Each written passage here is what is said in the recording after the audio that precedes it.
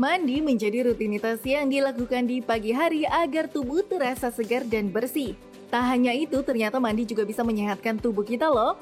Baik mandi menggunakan air hangat ataupun dengan air dingin, keduanya bisa memiliki manfaat berbeda. Berikut ini ada sederet manfaat mandi untuk kesehatan. Yang pertama, mandi bisa menyehatkan jantung. Jika Anda sering mandi dengan air hangat, ternyata air hangat bisa bermanfaat untuk jantung kita loh. Mandi air hangat bisa membuat jantung berdetak lebih cepat sehingga melatih jantung kita agar tetap sehat.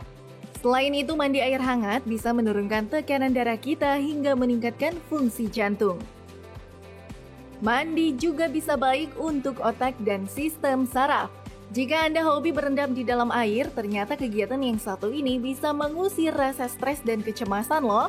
Tak hanya itu, mood juga bisa lebih baik jika kita rutin berendam. Bahkan hidroterapi dapat membantu orang yang menderita multiple sclerosis. Bisa mengurangi rasa sakit dan tak nyaman pada tulang belakang karena suhu dan tekanan air ketika sedang berendam. Tak hanya itu, air juga bisa meringankan beberapa penyakit lainnya, salah satunya Parkinson. Terakhir, mandi bisa membantu melembabkan kulit kita. Mandi merupakan cara yang tepat untuk menghidrasi tubuh secara menyeluruh. Tubuh manusia yang sebagian besar terdiri dari air dianjurkan untuk selalu banyak mengonsumsi banyak air. Namun mandi ataupun berendam juga bermanfaat baik untuk tubuh membersihkan diri terutama ketika menggunakan air hangat.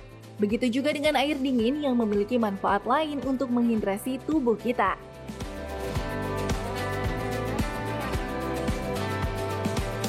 Masih bersama kami di Hidup Sehat. Nah, ternyata itu mandi banyak manfaatnya tadi ya. Ya. Ternyata bisa juga bikin relaksasi, bagus buat jantung juga gitu. Tapi rata-rata juga bagusnya dengan menggunakan air hangat ya, Dok.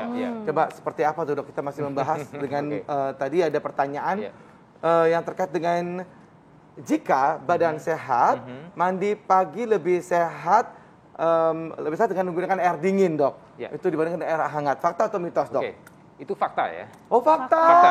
Ya. Itu fakta, tapi hanya begini ya. Sebenarnya tidak bisa di head to head ya antara air dingin dengan air hangat ya. Karena sebenarnya untuk air dingin ini sendiri dia memiliki manfaat tersendiri. Kemudian air hangat juga punya manfaat tersendiri. Contohnya begini, kalau kita mandi dengan air dingin ya di pagi hari, manfaatnya apa? Kita menjadi lebih lebih fresh ya. Kemudian fresh dan juga sirkulasi darahnya menjadi lebih lancar ya. Nah, kalau mandi dengan air hangat, nah ini juga punya resiko nih. Resikonya tentunya ya, apalagi kalau terlalu lama. Nah, ini juga penting. Jadi pemirsa, kalau mandi juga tidak boleh terlalu lama. Contohnya apa? Kalau dengan air hangat nanti juga ada resiko kulit kita menjadi lebih kering. Nah, itu yang harus diperhatikan. Jadi sebetulnya masing-masing punya manfaat ya. Dengan ada juga mengatakan bahwa dengan mandi di pagi hari ya, dengan air dingin ya akan membuat tubuh menjadi lebih rileks ya, lebih bersemangat dan sebagainya. Ya. Nah, Dokter, untuk lamanya ini kan tadi jangan terlalu lama ya, Dok ya. Yang waktu ideal untuk mandi itu durasi sewajarnya berapa, Dok? Oke, ini penting sekali nih. Mungkin banyak yang belum tahu ya pemirsa ya. Jadi idealnya adalah dari penelitian 5 sampai 8 menit.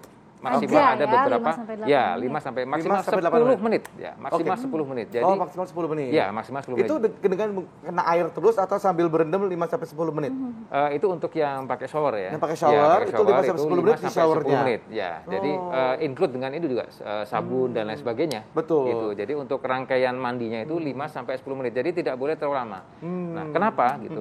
Karena tentunya saat kita mandi ya, kalau kita terlalu lama itu akan membuat kita kan punya kulit nih ya. Kulit itu ada pertahanan alamiah. Nah, minyak dan lain sebagainya itu akan membuat menjadi kering dan bisa menjadi hilang, berkurang, menipis, dan itu akan beresiko nantinya juga kulitnya kering ya, otomatis juga mudah iritasi ya. Apalagi kalau misalnya punya penyakit kulit tertentu, misalnya resiko juga timbul eksim dan lain sebagainya. Karena kita perlu tahu bahwa kulit ini juga adalah pertahanan tubuh. Betul. Iya, gitu. ini juga penting ya, Dokter ya. Nah, Dokter, ini juga kalau misalnya dari segi manfaat, Dokter, ini perlu diketahui masyarakat. Nah, bagusan mandi pagi, mandi malam, atau mungkin mandi sore, ini yang mana yang lebih sehat, Dokter? Wah, ya, jadi kalau harus memilih ya, harus memilih sebenarnya tidak bisa dipilih ya. Tidak bisa di head to head gitu ya. Tidak bisa karena masing-masing memiliki manfaat tersendiri gitu. Betul sekali. Jadi mandi pagi sehat juga, mandi malam juga sehat juga gitu kan ya. Dan tadi mungkin ada yang banyak bertanya bahwa nanti mandi malam itu rematik segala macam, itu tidak ada hubungannya ya dok ya.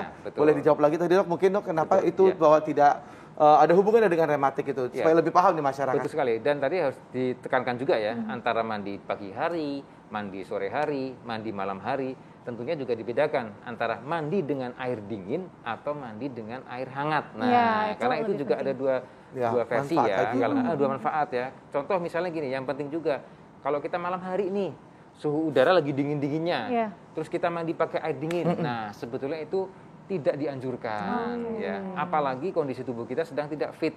Karena apa? Karena memang ada sih satu penelitian, tapi memang belum established ya, penelitiannya mengatakan bahwa dalam kondisi tubuh kita yang perubahan suhu yang tiba-tiba nih ya, misalnya kita gerah langsung kasih dingin, itu akan menurunkan sistem imun tubuh kita juga.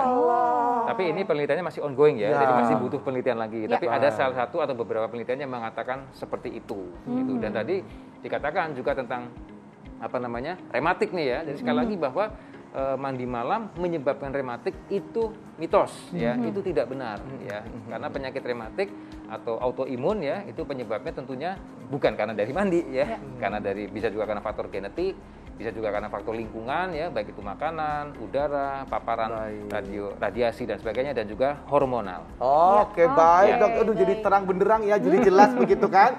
Terima kasih banyak Dr. Warhigit alias Dr. Yogi. Matur nuwun sangat. Habis ini langsung ke Semarang dok? Langsung. Biasa. Ikut dong. Oke, langsung. Ikut juga ya. Kita kasih banyak dok. Sukses selalu. Intinya mandi itu pemirsa masing-masing ada manfaatnya ya. Asal jangan sampai nggak mandi ya. Betul. Banyak alasan harus tetap mandi ya. Betul. Dan jangan lupa untuk nonton Hidup Sehat setiap hari Senin sampai dengan Jumat jam 9 pagi. Bersama saya Indra Bekti. Saya Dr. Sabrina. Indonesia Hidup Sehat. Dadah.